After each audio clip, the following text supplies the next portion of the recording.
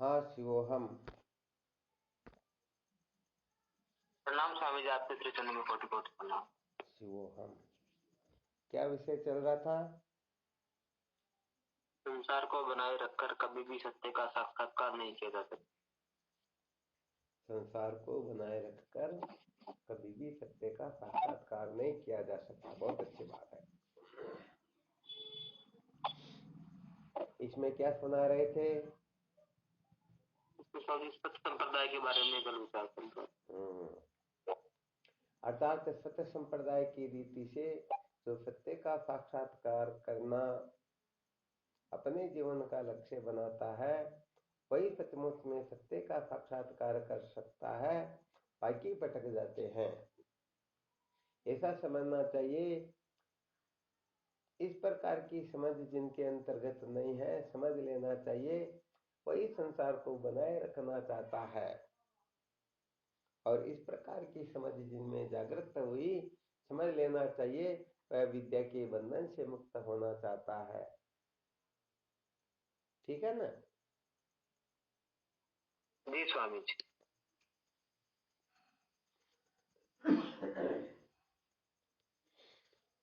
तो कल इस पर विचार किया ही था। सत्य संप्रदाय की रीति से ही सत्य का साक्षात्कार होता है। अर्थात आत्मा और ब्रह्म एक है, आत्मा द्वितीय ब्रह्म है। इसके अंतर्गत केवल और केवल मात्र सत्य संप्रदाय ही ब्रह्म प्रमाण है, बाकी ब्रह्म प्रमाण नहीं है। तो चलो अब विचार करते हैं सत्य संप्रदाय से ब्रह्म साक्षात्कार कैसे होता है, बाकी से क्यों नहीं हो पाता, इसका कारण क्या है, रहस्य क्या है। तो देखो, इस रहस्य को अच्छी तरह से समझने के लिए सर्वप्रथम इस बात को अच्छी तरह से गांठ दे लेना चाहिए, अच्छी तरह से धारण कर लेना चाहिए, समझ लेना चाहिए, निश्चय कर लेना चाहिए। श्रुति माता का संकेत है, श्रुति माता का कथन है, आचार्य देव विद्या विदिता स्वादिष्टम प्राप्त है। गुरुदेव से जानी हुई विद्या ही प्रतिष्ठित होती है, फलित होती है। बाकी की जितनी भी विद्याएं हैं, ये सारी की सारी विद्याएं अभिमान बढ़ाती हैं, भटकाती हैं और अंततोगत्वा हमें कहीं का नहीं रखती हैं। तो इस बात को हमें सबसे पहले अच्छी तरह से धारण कर लेना। तो क्या महामंत्र, क्या ब्रह्मास्त्र बताया? गुरुदेव से जानी हुई विद्या ही फलीभूत होती है। नास्ति तत्व गुरु परम। गुरु से परे कोई तत्व नहीं है, अथवा गुरुदेव ही उस परम तत्व का साक्षात्कार करवा सकते हैं। सबसे पहले इस बात को अच्छी तरह से समझना होगा। इस बात को जो अच्छी तरह से समझ लेंगे, वे ही सचमुच में सदगुरु की खोज करेंगे।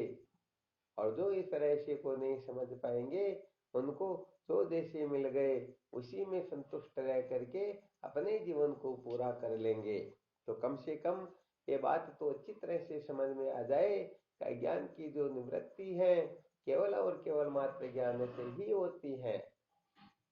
अज्ञान की निवृत्ति की चर्चा क्यों? तो इसके लिए काफी समय से यही चर्चा चल रही है, अज्ञान ही समस्त दुखों का मूल है। अज्ञानी क्या है? समस्त दुखों का मूल। तो जब तक अज्ञान से छुटकारा नहीं मिलेगा, जब तक अज्ञान की निवृत्ति नहीं होगी, तब तक हम सचमुच में कभी भी कृतार्थ हो सकेंगे ही नहीं। बिल्कुल पक्का? जी स्वामी। तो अज्ञान की निवृत्ति से ही हम कृतार्थ हो सकते हैं। तो अज्ञान की निवृत्ति तो केवल और केवल मात्र ज्ञान से ही होती है। यहाँ पर समाधि लगाने से अज्ञान की निवृत्ति नहीं होती, स्वा करने से वेदांत अज्ञान की निवृत्ति नहीं होती है।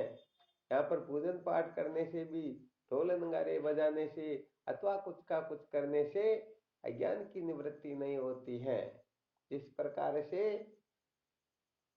रज्जु में प्रतीयमान सर्प घंटाघोष से निवृत्त होने वाला नहीं है, वैसे ही अज्ञान किसी भी साधन से ब्रह्म विद्या को छोड़ करके ज्ञान को छोड़ करके किसी भी साधन से निवृत्त होने वाला है ही नहीं, जिसके बारे में खूब समय से हम चर्चा कर ही रहे थे। क्योंकि ये सारे के सारे साधन अज्ञानकृत होने से, अज्ञान के कार्य होने से कार्य कारण को नष्ट नहीं कर सकता। इस नियमानुसार कभी भी इन साधनों के द्वारा अज्ञान की निवृत्ति हो नहीं सकती। तो अज्ञान की निवृत्ति किससे होगी? ज्ञान से। ज्ञान से ही होगी। ज्ञान के सिवाय और सृष्टि में ऐसा कोई साधन है ही नहीं। और जब यहाँ पर हम निश्चित हो गए, निश्चय कर लिया ज्ञान से ही अज्ञान की निवृत्ति होती है, तो फिर यहाँ पर विचार करना हो जाएगा कि ज्ञान कैसे प्रकट होता है, ज्ञान कैसे होता है। फिर इस प्रक्रिया को अच्छी तरह से समझना होगा। तो वैसे देखा जाए तो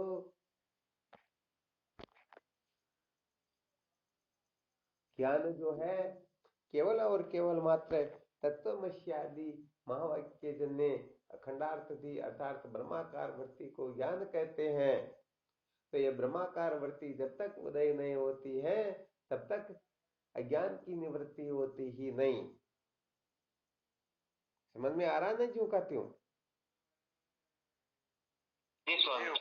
क्रम ध्यान में रह रहा ना? सबसे पहला सूत्र क्या था? सत्य को जाने बिना कभी भी दुखों का अंत होता ही नहीं। उसके पश्चात संसार को बनाए रखकर कभी भी सत्य का साक्षात्कार कर नहीं सकते। तो जो जो संसार को बनाए रखना चाहते हैं वे संसारी होते हैं, और जो इसे ऊपर उठना चाहते हैं वो साधक जिज्ञासु होते हैं। ऐसे जिज्ञासु किस प्रकार से चले कि उनको सत्य का साक्षात्कार हो जाए, तो इसके लिए बताया गया है सत्य संप्रदाय की रीति से जो साधन भजन करते हैं सचमुच में उनका ही जीवन धन्य होता है, वे ही कृतार्थ होते हैं, बाकी तो सब भटके हुए ही होते हैं। फिर आगे विचार किया गया सत्य संप्रदाय की रीति से ये जीवन धन्य कैसे बनता है। तो यहाँ पर फिर विशेष सूत्र बताया गया, ब्रह्मास्त्र बताया गया। सत्य संप्रदाय से ही अज्ञान की निवृत्ति होती है, क्योंकि बंधन का जो मूल कारण होता है वह ज्ञान ही होता है। और अज्ञान की निवृत्ति के बारे में अभी बता ही दिया गया, न तो समाधि से निवृत्त होता है और न यज्ञ हवन जब तक पूजा पाठ या किसी भी प्रकार का साधन क्यों न करो उससे अज्ञान निवृत्त नहीं होता, क्योंकि ये सारे के सारे साधन अज्ञान से ही उपजते हैं। जैसे आम का जो फल है वह आम के वृक्ष को नष्ट नहीं कर सकता, क्योंकि आम से ही उत्पन्न होता है। तो ऐसे ही सारे के सारे साधन अज्ञान कृत होने से, अज्ञान से उत्पन्न होने से ये किसी भी प्रकार से ज्ञान को निवृत्त करने में समर्थ है ही नहीं। तो फिर क्या करना होगा? वही यहाँ पर तो स्पष्ट यही है समस्त शास्त्रों का ढिंडोरा। जैसे अंधकार की निवृत्ति प्रकाश से ही होती है और किसी साधन से हो नहीं सकती, तो ऐसे ही अज्ञान की निवृत्ति केवल और केवल मात्र ज्ञान से ही होती है। किससे होती है? ज्ञान से होती है। हाँ, ज्ञान से ही अज्ञान अज्ञान की निवृत्ति होगी, वरना ये बाकी जितने भी हैं सचमुच में इनसे कभी भी अज्ञान की निवृत्ति होने वाली है ही नहीं। तो फिर यहाँ पर मूल सूत्र निकला, जीवन में ज्ञान की बहुत बड़ी आवश्यकता होती है। और इसी के लिए पहले संकेत किया था, चाहे ऋषि लोक हो, चाहे ब्रह्मलोक हो, चाहे मृत्युलोक हो, सर्वत्र सब जगह पर ब्रह्म विद्या की आवश्यकता हुआ करती। बिना ब्रह्म विद्या के किसी का दुख निवारण होता ही नहीं। सचमुच में परम शांति जो है ब्रह्म विद्या से ही आती है, ज्ञान से ही जीव धन्य होता है, बाकी रोने पछताने के सिवाय कुछ भी मिलता ही नहीं। तो यहाँ पर मुख्य सूत्र निकला ज्ञान। तो ज्ञान कैसे होता है?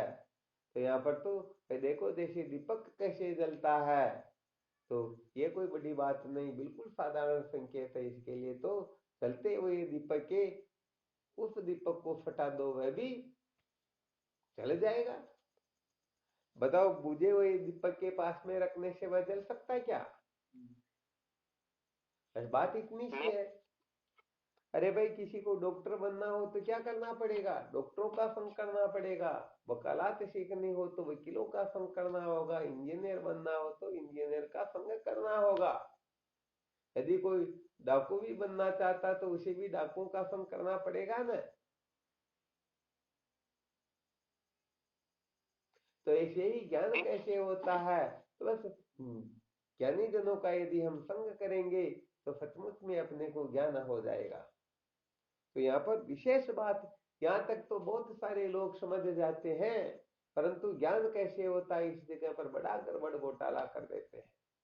तो यहाँ पर बिल्कुल स्पष्ट स्पष्ट किया गया कि ज्ञान केवल और केवल मात्र आचार्य देव विद्या विदिता स्वादिष्टम प्राप्त है, गुरुदेव से जानी हुई विद्या ही प्रतिष्ठित होती है, फलित होती है। तो यहाँ पर सचमुच में जिनको ज्ञान चाहिए उनके लिए किसकी आवश्यकता होगी, केवल और केवल मात्र गुरुदेव की। अब यहाँ पर होता क्या है, बहुत सारे लोग क्या, सब लोग ऐसे ही समझते हैं कि हमको तो गुरुदेव की प्राप्ति हो गई, हम तो नुगरे है ही नहीं। अब इस जगह पर बड़ा सूक्ष्म रूप से मंथन करना होगा, निर्णय करना होगा, निश्चय करना होगा। देखो यदि सचमुच में पारस सच्ची हो तो लोहे के स्पर्श होते ही सोना होता या नहीं होता। और यदि नहीं हो रहा तो या तो सचमुच में पारस नहीं है, अथवा वह लोहा जो है जंग लगा हुआ है। तो यहाँ पर केवल और केवल मात्र, क्योंकि यह सत्य संप्रदाय का वर्णन चल रहा है, सत्य संप्रदाय की रीति से ब्रह्म विद्या कैसे प्राप्त करे, तो सत्य संप्रदाय की रीति यही है कि गुरुदेव के सानिध्य में बैठ करके तो विचार करते हैं, वही सचमुच में विद्या के बंधन से मुक्त होते हैं। तो गुरुदेव के सानिध्य में जाकर ही ब्रह्म विचार करेंगे तब काम चलेगा। तब यहाँ पर कोई तो देख लेंगे तो बिल्कुल सीधी सादी बात, कोई बड़ी बात नहीं है, परंतु यहाँ तो करोड़ों ग्रंथ भर जाएंगे, इतना इतना इसका विस्तार हो सकता है। अथवा शॉर्ट में समझे तो गुरुदेव के जो लक्षण है वो गुरुदेव में है या नहीं, अथवा साधक के जो लक्षण है साधक में है या नहीं। यदि साधक परिपक्व है और गुरु अयोग्य है तो भी ज्ञान नहीं होगा। गुरु योग्य है और साधक सचमुच में सच्चा जिज्ञासु नहीं है तो वह भी अविद्या के बंधन से मुक्त नहीं होगा। जैसे माचिस और तीली दोनों ही गीली हो तो बताओ हम अग्नि प्रकट कर सकते हैं, कभी नहीं कर सकते ना। अरे केवल तीली गीली हो तो भी काम नहीं चलेगा, माचिस गीली हो तो भी काम नहीं चलेगा, तो दोनों ही गीले हो तो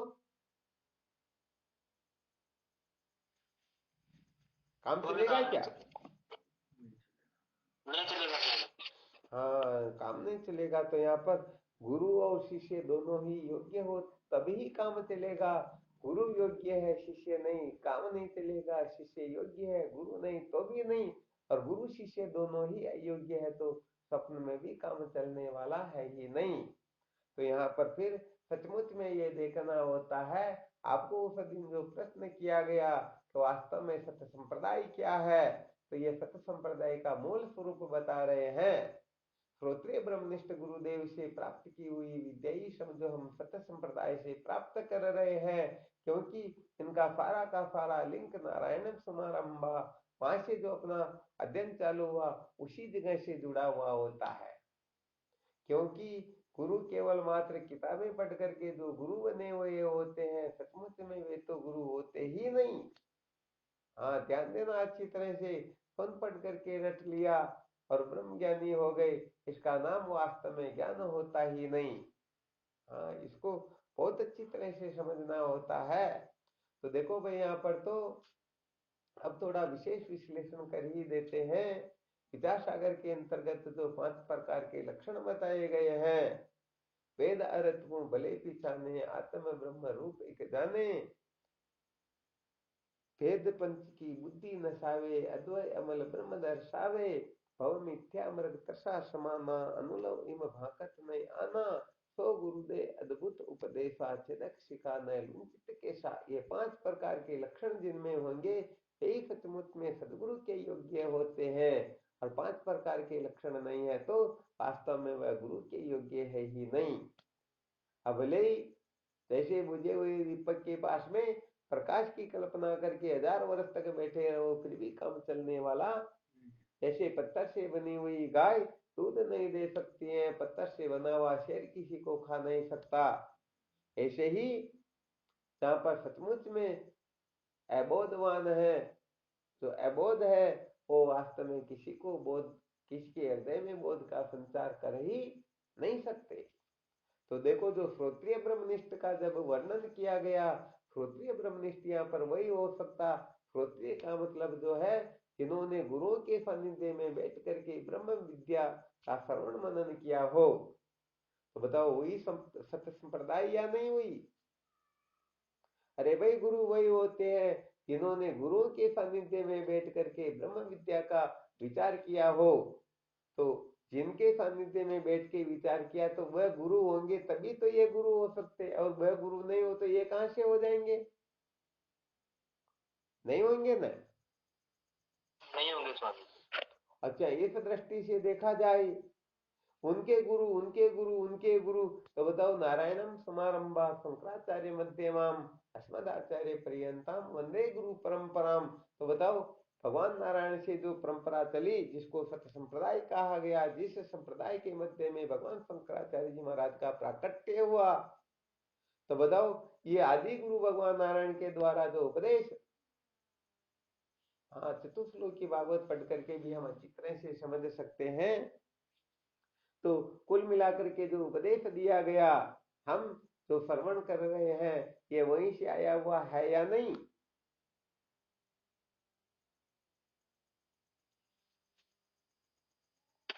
बिल्कुल आया हुआ है स्वामी। अब यदि कोई कोई किताबें पढ़ करके पुस्तकें पढ़ करके रट करके ज्ञानी बन गए तो बताओ भाई ज्ञान वहां से आया हुआ है क्या? नहीं आया हुआ स्वामी। हाँ बस यही बात है कि सचमुच में कहने का मतलब गुरु वही होता है जिन्होंने सचमुच में गुरुओं के सानिध्य में बैठ करके वेदांत का श्रवण मनन किया हो, वेदांत का अध्ययन किया हो, वेदांत के रहस्य को समझा हो, वे ही सचमुच में गुरु होते हैं। बाकी तो कहने का मतलब भटकाने वाले ही होते हैं, क्योंकि जो भटके हुए होते हैं वे निश्चित रूप से दूसरे को भटकाएंगे ही भटकाएंगे। अब इस दृष्टि से विचार करके देखें तो शायद बहुत सारी पोल खुल जाती है, नहीं खुल जाती है? बिल्कुल खुल जाती है।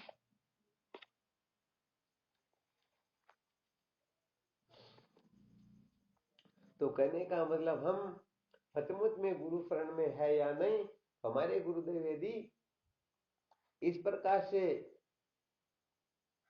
ब्रह्म विद्या प्राप्त करके हमें श्रवण करवा रहे तब तो ठीक है, नहीं तो कर्मण घोटाला। अब यहाँ पर यह हो सकता है कि अपने गुरुदेव तो इस प्रकार से पढ़े हुए हैं, परंतु जिनसे पढ़े हैं उन्होंने ऐसे ही किताबें पढ़ करके ज्ञान का पद प्राप्त किया हो, तो समझ लेना चाहिए ये भी सत्य संप्रदाय नहीं हुई। ध्यान देना अच्छी तरह से। यहाँ पर तो 1000 पीढ़ी का भी वर्णन क्यों न करे, वह भी अपने गुरु से ब्रह्म विद्या का श्रवण मनन किया हो, तभी यह सत्य संप्रदाय कहलाएगी।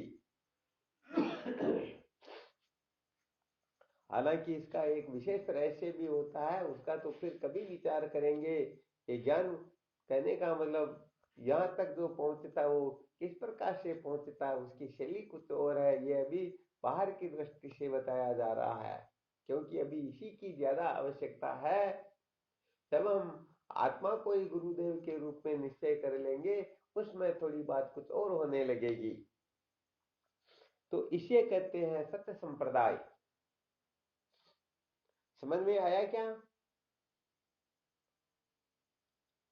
जी स्वामी जी। दूसरे साधकों को भी आया? आ रहा है गुरु, आ रहे थे गुरु जी। चलो भाई बहुत बहुत धन्यवाद है। आया स्वामी जी। हाँ तो ये विशेष बात है। अब इतनी जो प्रक्रिया सुनाई ना, इन सबका अपने को अच्छी तरह से अवलोकन करना होता है। हम कहीं पर चूक कर रहे हैं तो उसी जगह से हम भटक जाएंगे, इसलिए कहीं गड़बड़ घोटाला नहीं करना होता है। सर्वप्रथम हमें सत्य का साक्षात्कार करना, ऐसा निश्चय करना होता है। ऐसा निश्चय करके जब वो आगे की प्रक्रियाओं को पूरा करेगा, तभी उनके जीवन में क्रांति आएगी, तभी वह मूलसहित विद्या को भस्मीभूत कर पाएगा। वरना तो ऐसे ही मौज मस्ती मनोरंजन के लिए, कोई टाइम पास करने के लिए यदि थोड़ा बहुत कुछ कर लेता है तो इनका कोई विशेष औचित्य होता ही हाँ, कुछ भी नहीं होता।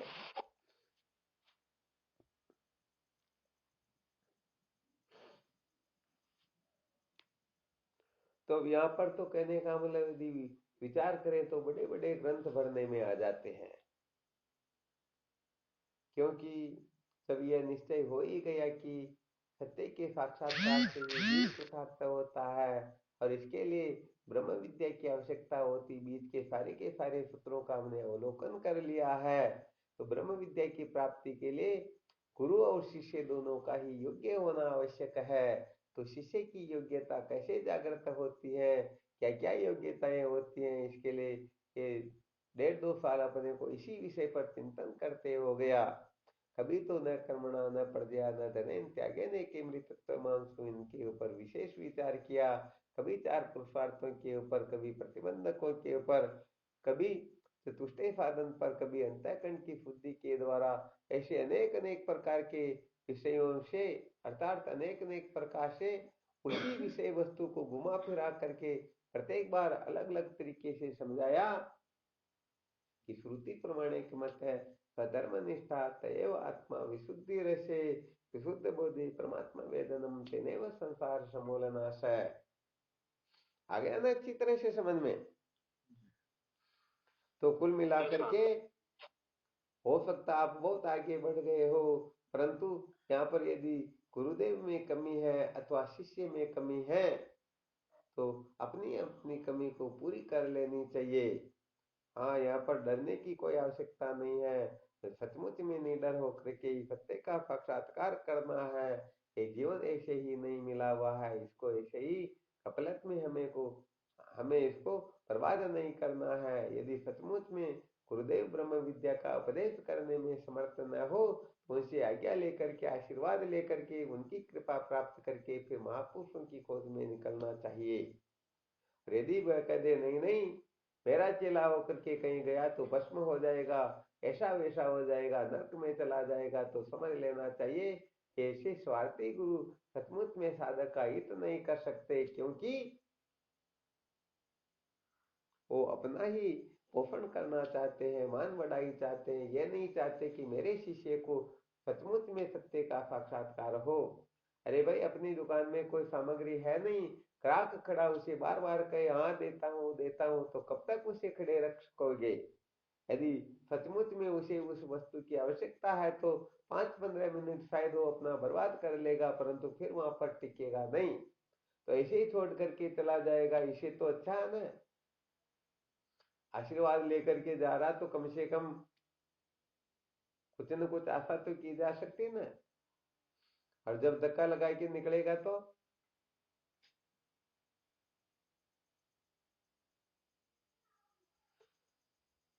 हालांकि यहाँ पर भले ये शब्द उचित नहीं है, परंतु सच्चा जो जिज्ञासु होता है वह कहीं पर अटकता नहीं है, ये बिल्कुल पक्की बात है। वास्तव में जो गुरु के योग्य नहीं है वो गुरु होते भी नहीं, उनका क्या अपमान क्या मान। वास्तव में तो सचमुच में गुरु के योग्य होते हैं, उनके प्रति ही हमने अपने को पूर्ण रूप से शास्त्रोक्त रीति से प्रस्तुत करना चाहिए। बाकी जो अपने को भटकाना चाहिए वो तो भेदवादी होता है, स्वार्थी होता है, वो तो मौज मस्ती के चक्कर में पड़ा रहता, खुद ही बंधा हुआ अपना क्या कल्याण करेगा। आ गया ना अच्छी तरह से समझ में?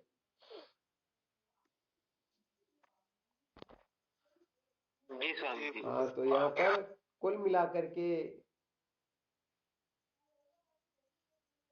गुरु व शिष्य इन दोनों के बारे में अधिक से अधिक चिंतन मनन करना। तो सबसे पहले अपने बारे में तो करीब करीब करीब ठीक ठीक निर्णय ले लो कि सचमुच में मैं सच्चा साधक हूं या नहीं।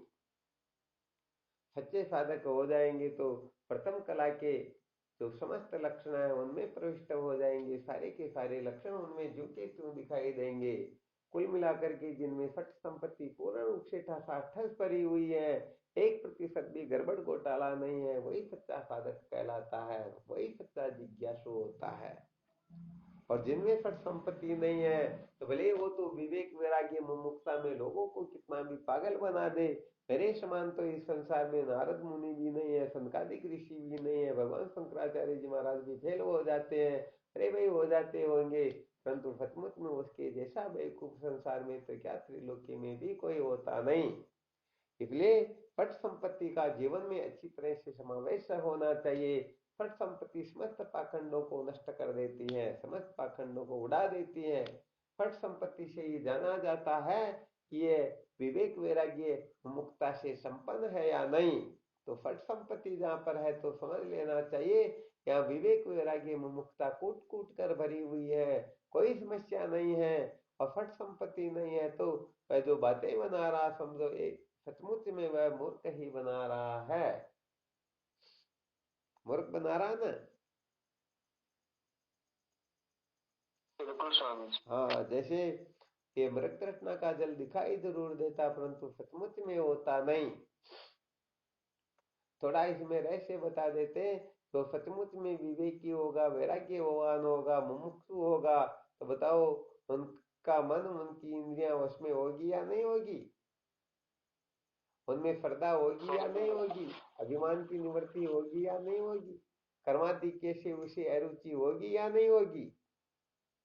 यहाँ पर तो महाराज कर्म, हाँ यहाँ पर तो कर्म और कर्म के साधन के लिए तो 500 किलोमीटर क्यों न चलना पड़े, लोग दौड़ करके चले जाते हैं।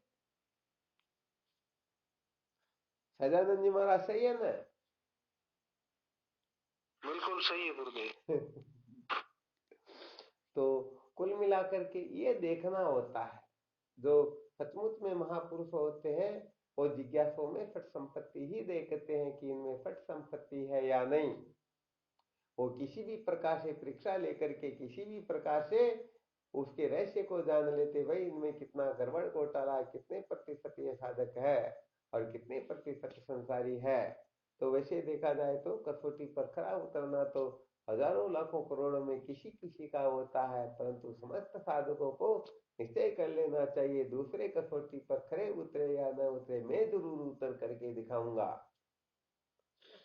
तो फट संपत्ति का खूब अभ्यास करना चाहिए। जो कहने का मतलब भूख प्यास को, सर्दी गर्मी को, मान अपमान को सहन नहीं कर सकता है, वह क्या ब्रह्म विचार करेगा, कर पाएगा क्या? नहीं कर पाएगा। हाँ, इसलिए कुल मिलाकर के ज्यादा से ज्यादा साधकों को फट संपत्ति पर ही जोर देना चाहिए। और सचमुच में फट संपत्ति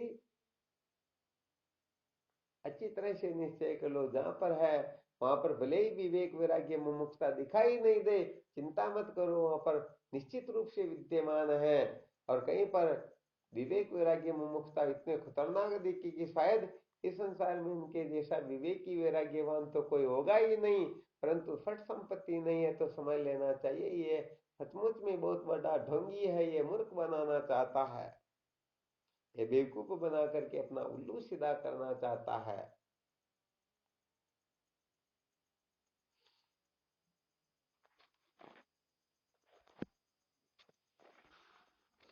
तो देखो भाई ये मूल मंत्र है, साधकों को इनका खूब अवलोकन करना चाहिए, खूब मंथन करना चाहिए, क्योंकि जब समझ में आ गया फट संपत्ति को धारण करके ही हम सचमुच में ब्रह्म विद्या प्राप्त कर सकते हैं। अरे भाई ये श्रद्धा ही पात्र होती है, और जिसके पास में पात्र है ही नहीं तो भले ही उनकी कितनी भी इच्छा क्यों ना हो, गंगा जी गए हुए हैं पात्र नहीं है तो गंगा जल ला सकते हैं क्या? तो वे श्रद्धा रूपी नहीं पात्र का होना अत्यंत आवश्यक है। तो ये सारे के सारे साधन अपने में ठीक तरह से प्रकट हो, दूसरों के लिए बिल्कुल चिंता नहीं करनी, क्योंकि यदि आप दूसरों के लिए थोड़ा बहुत भी कुछ करोगे तो निश्चित रूप से अपना जो अमूल्य समय अपने को मिला हुआ है हम उनको नष्ट भ्रष्ट कर रहे हैं। इसलिए अधिक से अधिक अपने को अंतर्मुख बनना है, अंतर्मुख बन जाएंगे तो न तो ज्यादा झगड़ा झमेला होगा, न ज्यादा राग द्वेष होगा, न अनात्म चर्चाएं होगी। फालतू का कहने का मतलब कुछ होगा ही नहीं, वरना फालतू का तो बहुत सारा कचरा होगा ही होगा। इसमें दो राय की बात बिल्कुल भी नहीं है।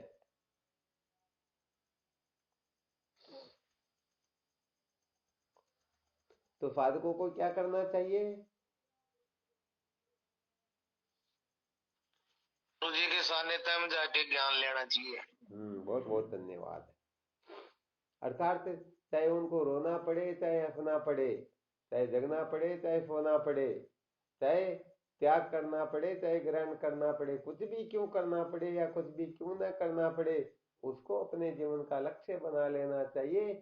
मुझे फिर संपत्ति से युक्त होना है। मेरे में यदि कोई कमी दिखाई देती है मेरे को या महापुरुषों को, तो तुरंत उस कमी को निकालने के लिए क्या करना चाहिए? प्रयत्न। बस प्रयत्न करना चाहिए, यही तो जीवन का सार है। तो कुछ भी करो, कैसे भी करो, कैसी भी परिस्थिति क्यों न हो, परंतु हमें फट संपत्ति से युक्त होना है। यदि फट संपत्ति से युक्त हो जाएंगे तो सच्ची बात है, स्वयं भगवान नारायण गुरुदेव का रूप धारण करके निश्चित रूप से अपने ऊपर कृपा कर ही देंगे। क्योंकि ये तो पक्की बात है, ये संत महापुरुष जो कुछ भी श्रवण करवाते हैं, ये कहने का मतलब उनकी इच्छा कुछ होती ही नहीं।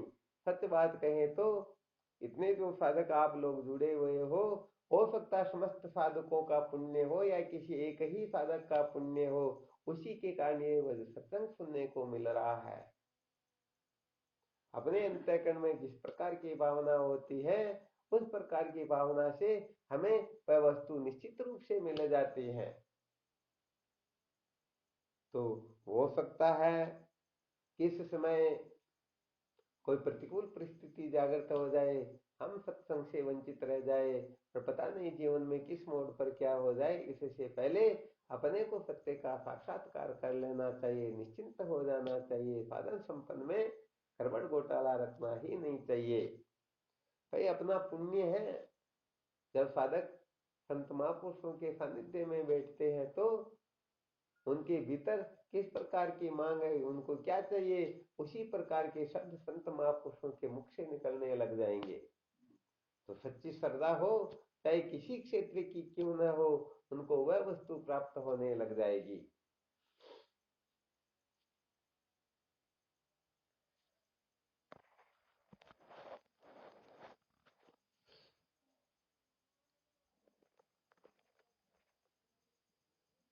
तो भाई वास्तव में तो बात यही है, सचमुच में यदि जीवन को सार्थक करना है, इसी जीवन में आत्मलाभ प्राप्त करना है, जिसके लिए बताया गया आत्मलाभान परम लाभम न विद्यते, आत्मलाभ से बढ़ करके और कोई अधिक लाभ है ही नहीं। इस लाभ को सचमुच में यदि कोई चाहते हैं तो उन्हें कुल मिला करके फट संपत्ति से युक्त हो जाना चाहिए।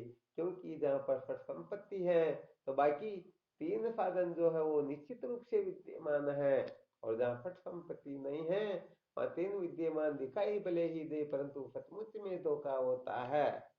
वो थोड़ी देर के लिए होता है, वो टाइम पास करने के लिए होता है, लोगों को बेवकूफ बनाने के लिए होता है, वह मौज मस्ती मनोरंजन के लिए होता है।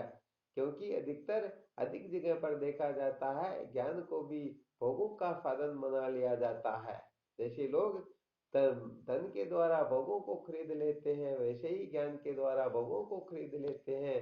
ज्ञान के द्वारा कहने का मतलब क्या कर लेते हैं, भोगों का ही संपादन करते हैं। अर्थात ज्ञान को एक धन की तरह प्रयोग करके इन किन प्रकार संसार की मौज मस्ती मनोरंजन को ही महत्व दे दिया करते हैं। इसलिए सचमुच में क्या करना क्या नहीं करना, बस इसी को हमें अच्छी तरह से समझना है। वास्तव में देखा जाए तो परमात्मा को प्राप्त नहीं करना पड़ता, पहले ही परमात्मा प्राप्त है, कभी ये प्राप्त हुए ही नहीं। ये जो बेवकूफियों के अनेक अनेक प्रकार की जो परतें लगी हुई है, इन परतों को हटाओ, परमात्मा तो विद्यमान है ही है। तो मूर्खता की निवृत्ति को ही तो परमात्मा की प्राप्ति कहते हैं।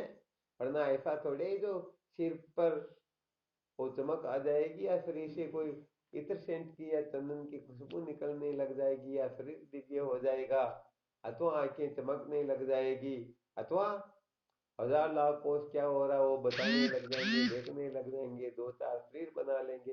ये सारा का सारा मूर्खों का प्रलाप मात्र होता है, ऐसा वैसा कुछ होता ही नहीं। हाँ, इनका अच्छी तरह से ध्यान रखना चाहिए। बहुत सारे साधक इसी कारण से भटक जाते हैं कि मेरे को तो ऐसा वैसा कुछ हुआ ही नहीं।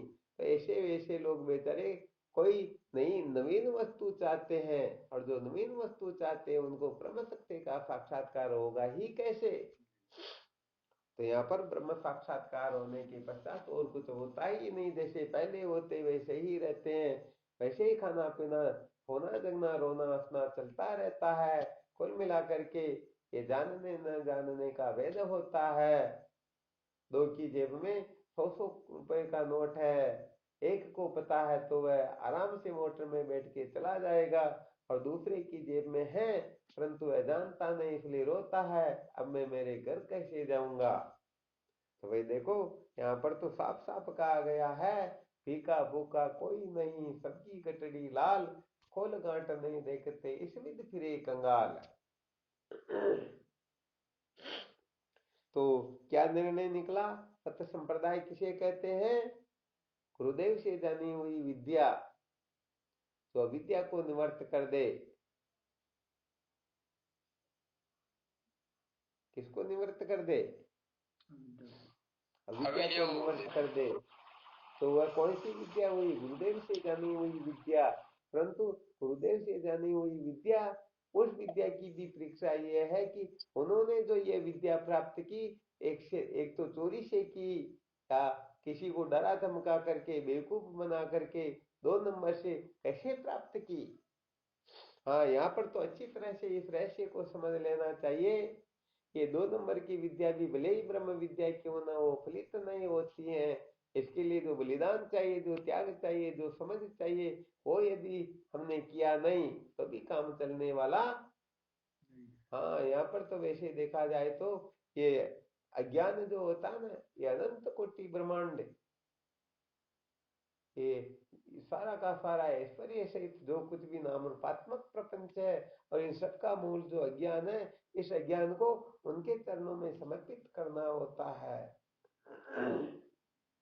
क्या करना होता? समर्पित। हाँ, तो हम तो कहने का मतलब वो 2 5 बहुत सारी जगह पर देखते हैं, वो थोड़ी टेढ़े होकर के पता नहीं क्या कर रहे होते, पता चलता फिर इधर मुड़ते तो 10 रुपए चढ़ा रहे हैं। तो 10 रुपए भी कैसे देखेंगे जो फटे हुए हैं। अब विचार करके देखो, करवट घोटाला हो रहा है या नहीं हो रहा? और तो कुल मिलाकर के संसार को हम कितना महत्व दे रहे हैं, अनात्म पदार्थों को कितना महत्व दे रहे हैं, संसार के पीछे कितने पागल हम हो रहे हैं, इसी से पता चल जाता है कि हम सचमुच में संसारी हैं तो हम साधक हैं। तो कुल मिलाकर के साधक बनो, सत्य को महत्व दो, और सत्य संप्रदाय की रीति से ब्रह्म विद्या प्राप्त करो। यहाँ पर सचमुच में जो श्रोत्रिय ब्रह्मनिष्ठ है, ऐसे महापुरुष ही अपने जीवन में क्रांति ला सकते हैं। अतः उनकी मर्यादा के अनुसार हम अपने जीवन को बनाएंगे, तभी सचमुच में अविद्या के बंधन से मुक्त हो पाएंगे। वरना सच्ची बात है, मौज मस्ती मनोरंजन तो अनादिकाल से हम करते ही आ रहे हैं। कर रहे हैं ना? करे समझे ना। हाँ, बिल्कुल सत्य बात है।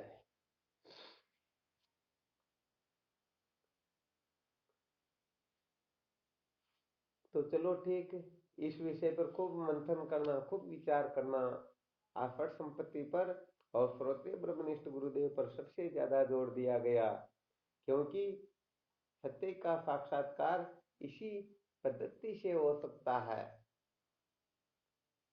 जो फट संपत्ति को धारण करने की चेष्टा करेगा, निश्चित रूप से संसार को बनाए रखने के चक्कर में नहीं पड़ेगा, बल्कि उनसे ऊपर उठने की सतत चेष्टा ही करेगा।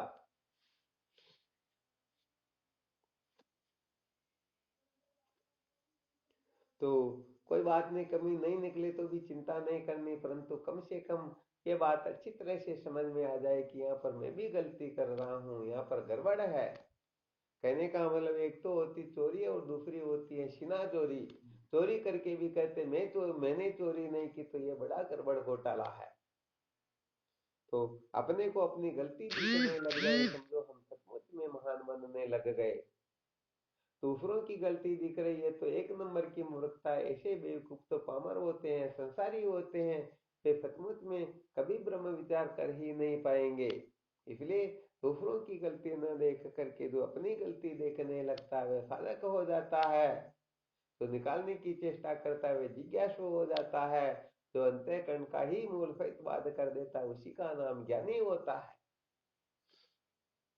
तो चलो कम से कम इतना गड़बड़ घोटाला तो निकालो कि हम इस अंतःकरण का वाद करें तो कोई प्रतिक्रिया बड़ी खतरनाक न हो। एक दो दिन घर छोड़ने का अभ्यास करके देख लेना चाहिए, कहीं महीने भर जाना हो तो कोई ब्रह्मास्त्र न, वो एटम बम न फट जाए। तो घंटे 2 घंटे का 1-2 दिन का अभ्यास तो करना चाहिए ना। बिल्कुल स्वामी। चलो ठीक, इसमें कोई संशय हो, कोई शंका हो तो।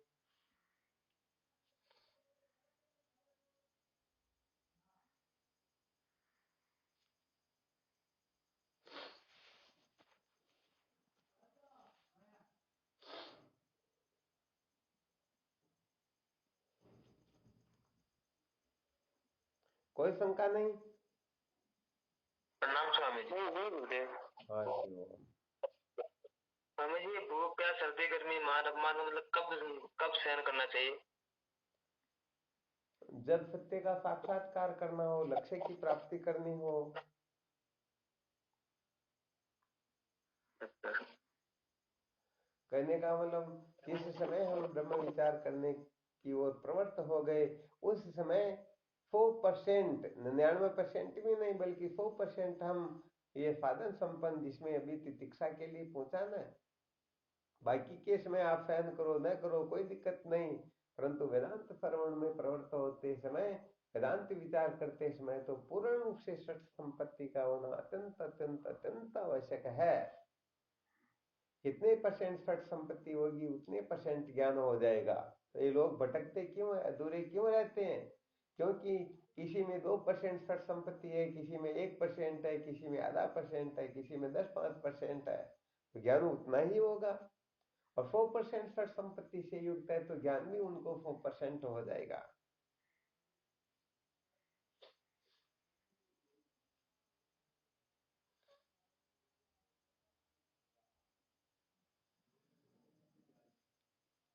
तो अभी जो श्रवण किया, यदि षट संपत्ति से युक्त जिज्ञासु जो होता है ना, उस प्रकार के लक्षण अभी तक अपने में नहीं है तो अभी हम ब्रह्म विचार के लायक नहीं है। और 5 लक्षण जो गुरुदेव के बताए गए हैं ये यदि नहीं है तो भी समझ लेना चाहिए अभी तक गुरु योग्य नहीं है। तो इसका मंथन करते हुए, विचार करते हुए हमें सत्य का साक्षात्कार करना है। ऐसे यही जीवन का सार है।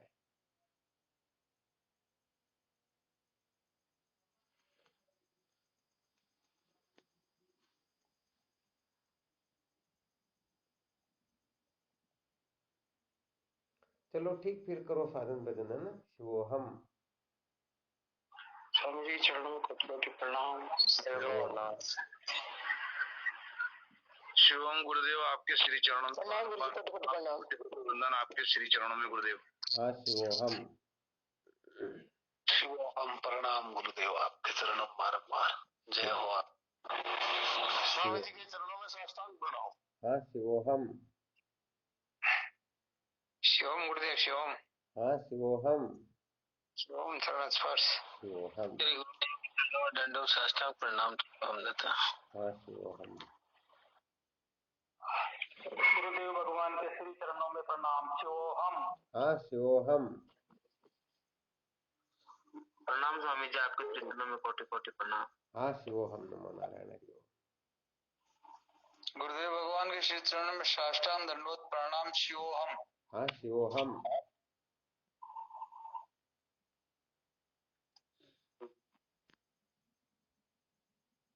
कोटि कोटि प्रणाम आपके श्री चरणों में। हाँ शिवोहम।